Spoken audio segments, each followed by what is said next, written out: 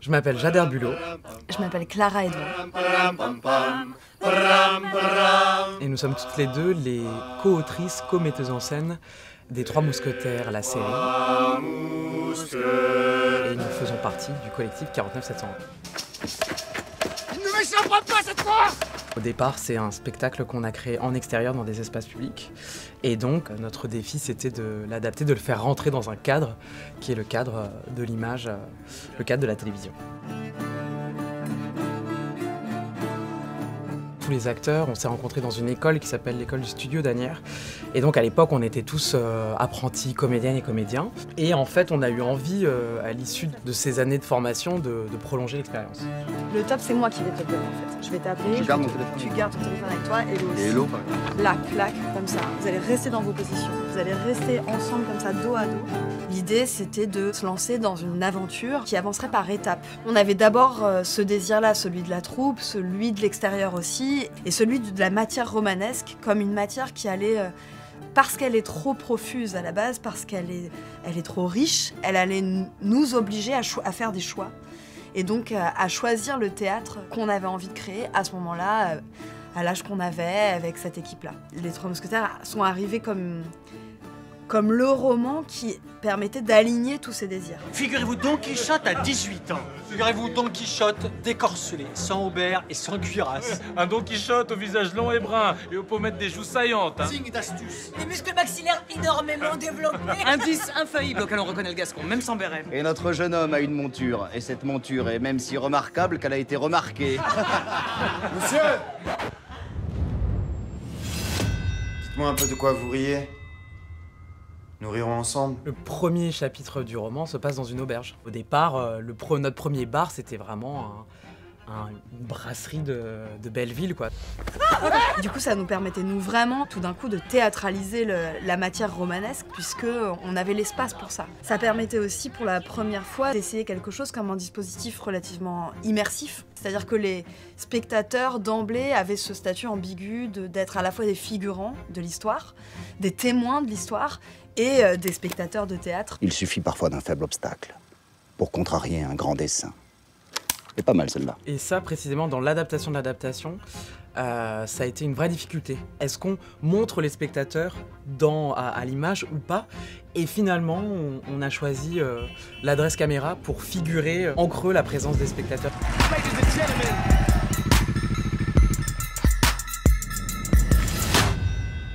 L'intention a toujours été de conduire l'histoire jusqu'au bout et de conduire le récit, notamment sa dimension épique. Et en même temps, on avait envie de rapprocher le roman de notre époque parce qu'on fait jouer les anachronismes.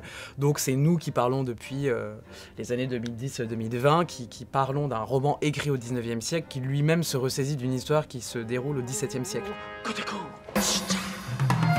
Madame, monsieur, bonjour et bienvenue sur Télé 13, la chaîne officielle du Grand Règne. Bienvenue dans votre émission hebdomadaire Côté Cour. Aujourd'hui, nous avons la chance et le plaisir exceptionnel de découvrir la cour intérieure de l'hôtel de Monsieur de Tréville, soit l'antre des mousquetaires du roi, qui jusque-là était resté fermé aux yeux du public. Là où, dans la version théâtrale, aussi parce qu'on joue dehors, qu'on est en lumière naturelle le plus souvent, qu'on doit porter la voix parce qu'il faut bien qu'on nous entende quand on joue devant 250, 300 spectateurs. Là, tout à coup, à l'image, il fallait complètement changer les curseurs. Un médecin, vite! Je suis chirurgien. Qu'on apporte une chambre stérile et une seringue d'estin. Quel est le nom du blessé? Athos. Est-ce que vous mouillez? Ce qui était génial sur le tournage, c'est d'avoir des interprètes qui avaient envie justement de travailler autrement une matière qu'ils connaissent par cœur et qu'ils connaissent depuis 10 ans. Le pronostic vital n'est pas engagé. Tous les épisodes, tous ceux qui sont disponibles en ce moment sur France Télé, parfois on les joue d'affilée et c'est 7 heures, 8 heures de spectacle. Et donc il y a une énergie colossale qui est déployée par les acteurs. Excusez-moi, mais en garde! Le sang était monté à la tête de D'Artagnan. Et dans ce moment, il eut tiré son épée contre tous les mousquetaires du royaume, comme il venait de le faire contre Athos, Porthos et Aramis. Et ça, c'est très compliqué de le traduire dans le cadre de la caméra. Les faux fourreaux! Et nos fourreaux! Oh là, mousquetaires, on sait pas d'autre ici! Allez-y, comme son nom! À chaque fois qu'on enlevait quelque chose, on devait se poser la question de mais est-ce que là on perd quelque chose qui est de l'ordre du geste organique du spectacle ou est-ce qu'au contraire on gagne?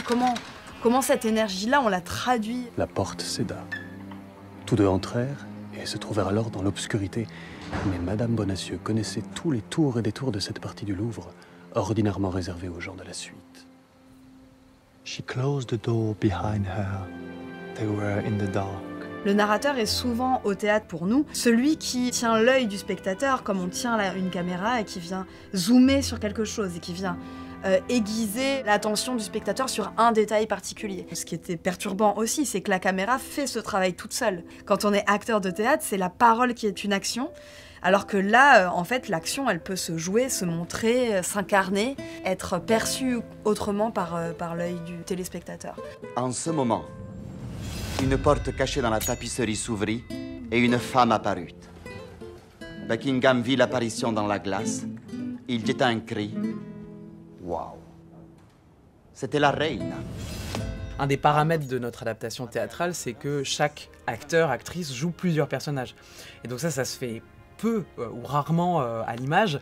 Les Monty Python le font par exemple, et c'est une de nos références, bien entendu, mais c'était aussi comment rendre ça acceptable à l'image, parce que c'est plus rare, c'est plus inattendu, et il faut quand même un petit temps d'adaptation, on imagine, hein, pour les téléspectateurs. Donc on voulait aussi faciliter pour eux l'identification des différents lieux qui correspondent à tel ou tel personnage et qui raconte aussi des antagonismes qui traversent le roman. Il faut quand même qu'il y ait des formes de coïncidence ou de correspondance entre les séquences, le lieu des séquences et le lieu qu'on voit à l'image, et en même temps raconter, nous, l'esthétique du projet. C'est-à-dire que parfois il y a aussi des décalages et des hiatus entre ce que les spectateurs de théâtre voient et ce qu'on raconte. Il y a une topographie qui s'inscrit. On l'a transposée à l'échelle du village de Hautefort, en Dordogne. C'est là qu'on a tourné. Previously on the Three Musketeers. Précédemment, dans les Trois Mousquetaires. Vous allez retrouver donc l'univers policier du cardinal de Richelieu. Donc les gardes du cardinal sont la police nationale. Petit résumé de la situation, hein?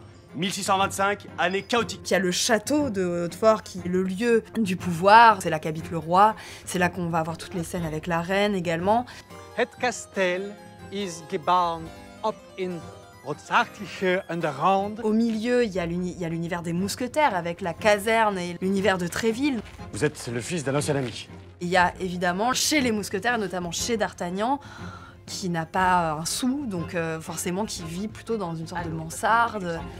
Mais à la cour, l'affaire divise, beaucoup soutiennent encore les mousquetaires du roi et demandent des preuves. En fait, c'est un roman assez complexe, donc le format de la série nous permet vraiment de ne pas passer vite aussi sur les intrigues, sur les situations, et nous permet aussi même de penser des digressions, ou ce qui peut apparaître comme des digressions, mais qui vont nous permettre ensuite de préciser des enjeux dramaturgiques. Vous êtes également adepte de la théorie queer. Alors pour vous, Pascal Heinerman, cette première scène de rencontre entre D'Artagnan et Constance Bonacieux pue la pensée straight.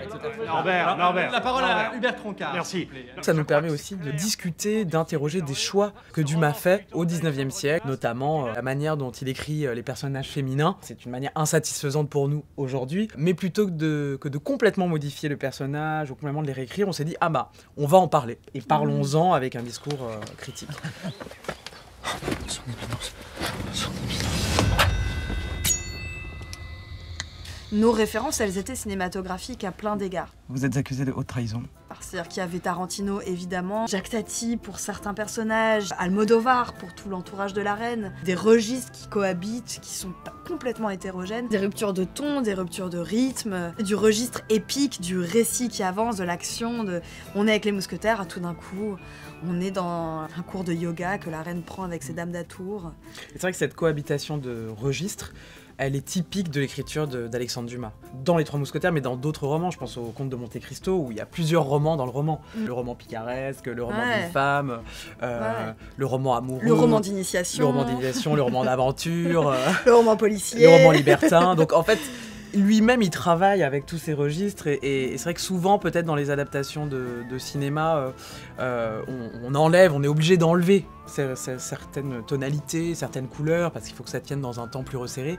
Et là, avec la série et en effet la possibilité de construire un paysage, ça nous permet, en ce sens, d'être peut-être un peu plus fidèle à Alexandre Dumas et à la diversité des registres qu'il propose dans son récit. Madame Bonacieux baisa les mains de la reine cacha le papier dans son corsage et disparut, avec la légèreté d'un oiseau.